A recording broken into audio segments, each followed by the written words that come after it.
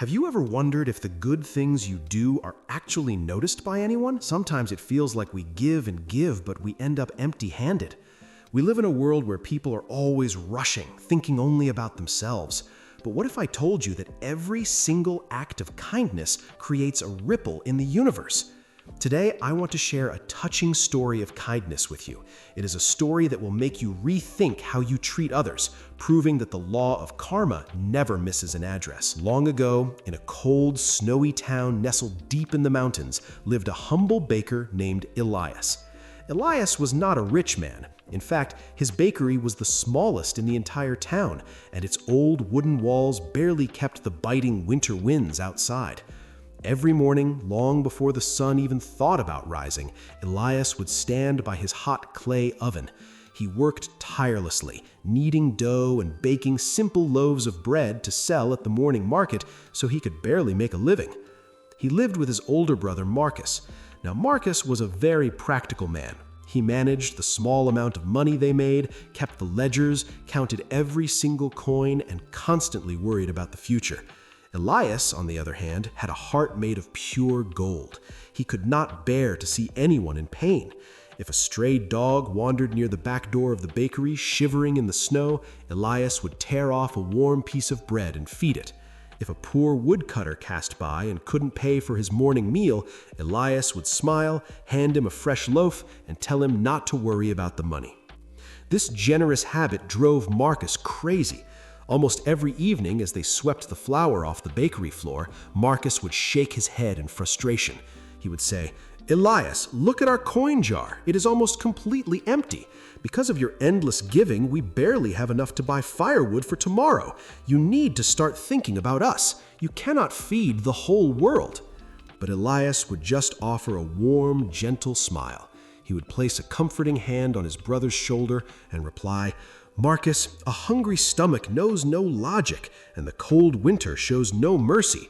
We might be poor, but we have a warm fire and a roof over our heads. If we have the power to bring a little comfort to someone's day, we must do it. The universe watches everything we do." One harsh winter evening, a terrible blizzard hit the mountain town. The icy winds howled through the empty streets, and the snow piled up so high that it blocked the roads. The bakery was completely empty. No one dared to step outside their homes in such dangerous weather. Elias and Marcus locked the front door and were preparing to close the shop for the night. On the wooden counter sat one single large loaf of warm bread. It was a very special loaf, made with a little honey and rare spices, meant for their own dinner. They had worked all day and not eaten a proper meal. Just as Marcus reached for the bread to slice it, a weak knock came from the heavy front door. Marcus frowned, but Elias quickly walked over and pulled the door open. The freezing winter wind rushed in, bringing with it a frail, shaking figure. It was an old woman. Her clothes were nothing but thin, wet rags that offered no protection from the blizzard. She was trembling so violently she could barely stand, and her face was pale from the freezing frost. She looked at the two brothers with tired, hollow eyes and whispered in a broken voice, "Please, I have been lost in the storm. I haven't eaten in days. I have no money, but please, I am so cold and so very hungry." Marcus immediately stepped forward, his voice hard. "I'm sorry, old woman. The bakery is closed. We have nothing left to sell, and we need to eat too. You should go find the town shelter down the street." But Elias did not listen to his brother. He walked right past Marcus without a word. He took off his own thick woolen coat, his only real defense against the bitter winter, and wrapped it gently around the trembling woman's shoulders. Then, without a second thought, he walked over to the counter, picked up the special honey loaf they had saved for their own dinner, and placed it directly into her cold hands. Marcus gasped in anger. "Elias, what are you doing? That is our only food for the night. Are we supposed to freeze and starve now?" Elias looked softly at his brother and said, "A life is worth more than a single meal, Marcus.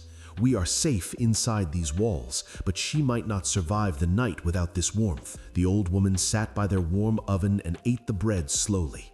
Tears of deep gratitude rolled down her frozen cheeks. She rested there for an hour until the terrible storm outside finally began to calm down. When she stood up to leave, she looked deeply into Elias's eyes. She didn't say a word, but she reached into her ragged dress and pulled out a small, heavy leather pouch.